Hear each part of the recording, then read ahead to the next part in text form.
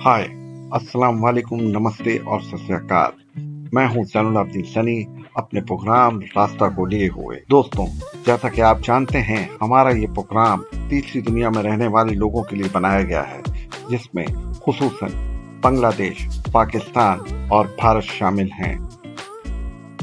आप अपने मुल्क से किसी भी मुल्क जाना चाहते हो, चाहे वो एजुकेशन के लिए, चाहे वो टूरिज्म के लिए या इमिग्रेशन के लिए, हमारे इस प्रोग्राम जिसका नाम रास्ता है, आप हमसे जुड़े रहें। यहाँ पर आपको मिलती रहेंगी ट्रैवल के मुतालिक इंफॉर्मेशन, वो भी इंतहाई अपडेट।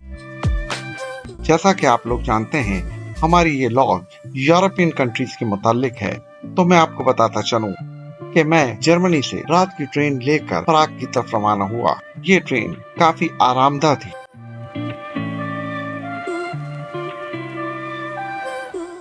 3.5 से 4 घंटे का सफर करने के बाद हमने अपना 75% सफर मुकम्मल कर लिया था।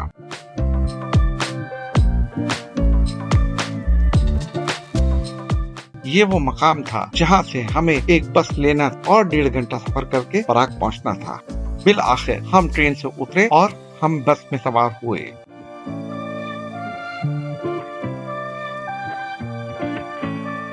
ये बस भी इंतहाई आरामदेह और कुशादा थी। ये 1.5 से 2 घंटे का सफर इंतहाई खूबसूरत था।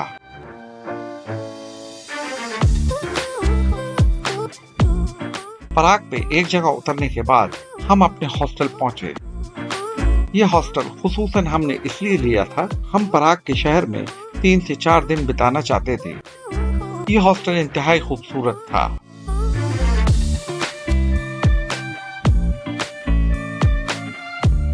इस हॉस्टल की सबसे बड़ी खूबी ये है कि ये हॉस्टल एक छोटा सा अपार्टमेंट आपको देता है, जिसके अंदर आप अपना खाना खुद पका सकते हैं। इस छोटे से अपार्टमेंट में ना सिर्फ किचन बल्कि एक छोटा सा डाइनिंग रूम और बेडरूम शामिल होता है। ये फ्लोर वाइज हमारी रूम है, जिसपे हम सामने टॉप फ्लोर पे सनी भाई सो रहे हैं, नीचे वसीम भाई सो रहे हैं। सर शदीद सर्दी है, लेकिन होटल बहुत शानदार है, अच्छा होटल है। होटल मतलब होटल नहीं, प्लस होटल कम फ्लैट टाइप का है और बड़ा जबरदस्त है। सनी भाई ऊपर सो चुके हैं, अभी खनाटे ले रहे हैं खौर करके।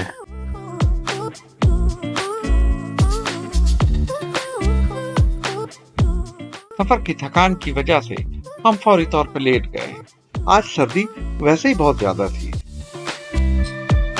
नाश्ता खत्म होने के बाद हम बाहर की जानिब चल दिए।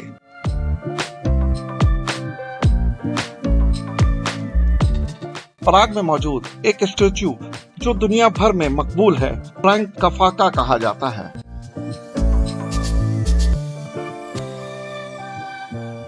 जी हाँ, फ्रैंक कफाफा।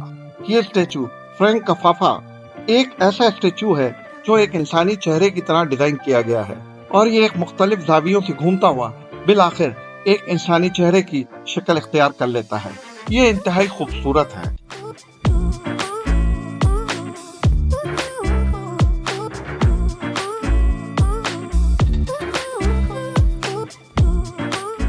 हमारी पहली मंजिल ओल्ड टाउन स्क्वायर था। जी हाँ, ओल्ड टाउन स्क्वायर।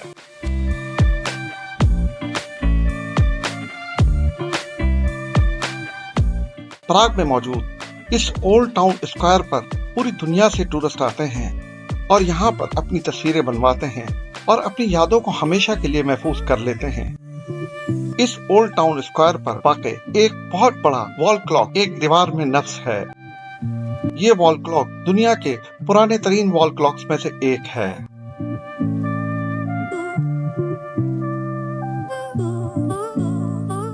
ये ओल्ड टाउन स्क्वायर हमारे होटल से इंतहाई करीब था।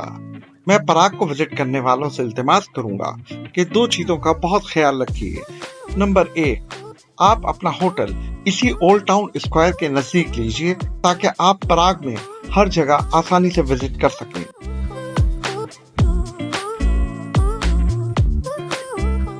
दूसरी बात जो कि इंतहाई अहम है, वो ये कि जब प्राग में दाखिल हो, अपने कैश को अगर प्राग की करेंसी में कन्वर्ट करवाना चाहते हैं तो सिर्फ मनी चेंजर से करवाइए। यहाँ पर स्कैम्स बहुत ज्यादा होते हैं। और दूसरी बात, मनी चेंजर से जरूर पूछिए, आप एज अ फॉरेनर जो रकम चेंज करवा रहे हैं उस पे वहाँ की गवर्नमेंट के टैक्स लागू तो नहीं होते। क्यों ना कि यहाँ पर मनी चेंजर्स भी आपके साथ स्कैम करने से बाज नहीं आते, और इसका अमली मुजाहरा इसी पराग में हमारे साथ ही हो चुका है।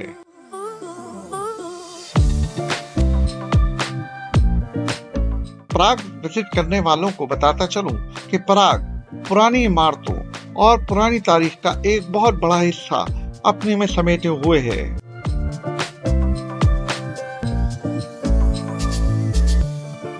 पराग ही वो जगह है जो पूरे यूरोप की पुरानी तरीन इमारतों का मजमुआ है। जा बजा आपको पुरानी इमारतें नजर आएंगी।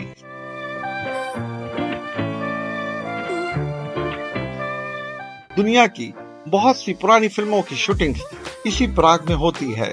वैसे तो एशिया से आए हुए बहुत सारे मुल्कों के लोग यहाँ थे, लेकिन हमें गिने चुने ही पाकिस्तानी, बंगाली और भारतीय इस पराग में नजर आए।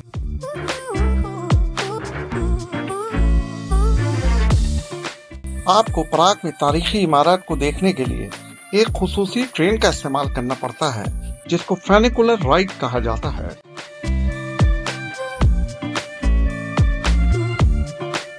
आप इस छोटी सी और खुसूसी ट्रेन में बैठकर पहाड़ की ऊंचाई पे पहुंचते हैं, जहां पर पुराना शहर और इमारत देख सकते हैं।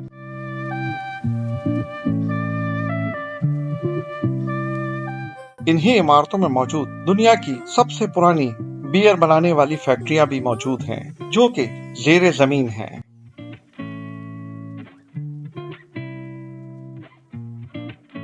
और कहा जाता है दुनिया की सबसे पुरानी बियर आज भी इस बियर फैक्ट्री से ले सकते हैं।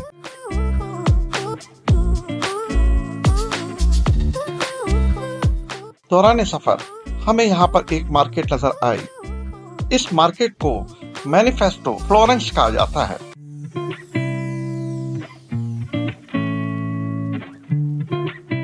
इसके बाद हम एक खुले इलाके में दाखिल हुए, जिसे वेनेसुएल स्क्वायर कहा जाता है।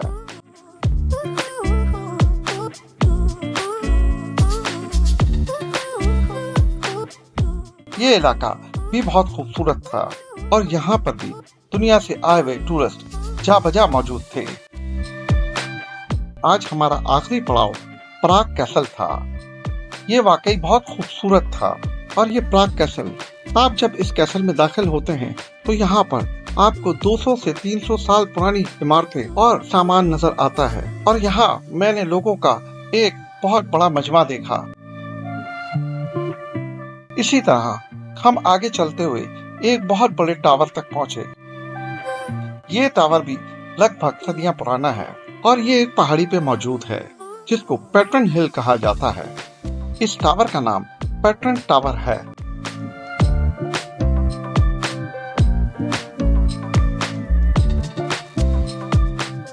ये सारी इमारतें एक छोटे से इलाके में मौजूद है, यानी कि आप चंद कदम पे पहुंचते हैं तो आपको दूसरी इमारत नजर आती है।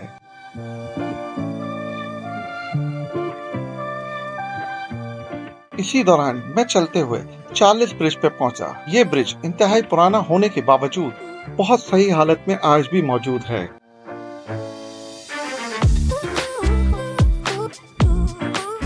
ठंड बहुत ज्यादा होने की वजह से जिस्म में एक कपकपी थी जो बार बार महसूस हो रही थी।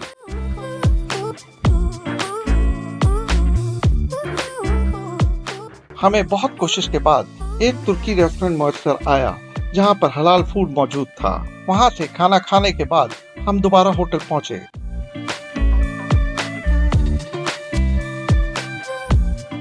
आज दिन भर पैदल सफर करने की वजह से हमारी टांगे बहुत दर्द कर रही थी, इसीलिए हमने आराम करने में ही गनीमत जानी।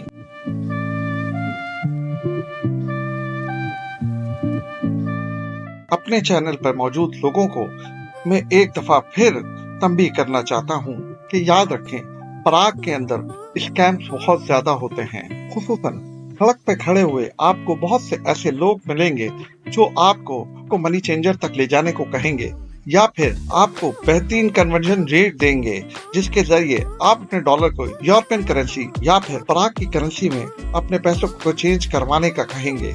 याद रखें, इनसे दूर रहें। ये एक बहुत बड़ा स्कैम होता है। या तो वो यूरो नकली होते हैं या फिर पराग की करेंसी।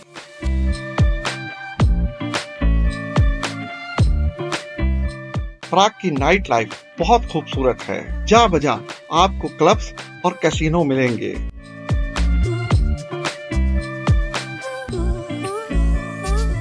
मैं अपने दोस्तों को बताना चाहता हूँ, आप जब भी पराग पहुंचे तो याद रखें वो दिन आपका फ्राइडे का होना चाहिए। हफ्ते और इतवार को ही रौनकें ज्यादा होती हैं और बाकी हफ्ते के तमाम दिन खामोशी से गुजरते हैं।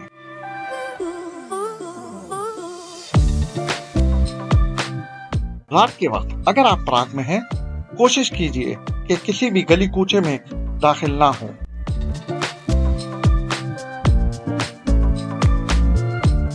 पराग में मौजूद हमें कुछ भारतीय भाई और बांग्लादेशी और पाकिस्तानी भाई नजर आए जो यहाँ पर खुसूसन विजिट करने आए थे।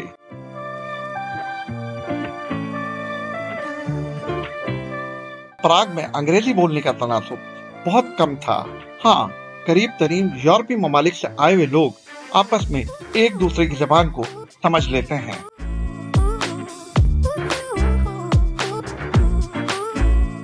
ये था मेरा पराग का सफर।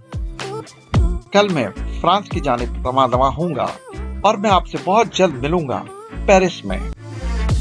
हमारे इस चैनल पे हमारे साथ रहिएगा। हमारे इस चैनल को सब्सक्राइब कीजिए और बेल का बटन दबाइए ताकि आपको मिलती रहे बेहतरीन इंफॉर्मेशन अबाउट ट्रैवल। आप हमारे चैनल से बंधे रहें क्योंकि हमारे हर सफर में आप ही होते हैं हमारे हमसफर।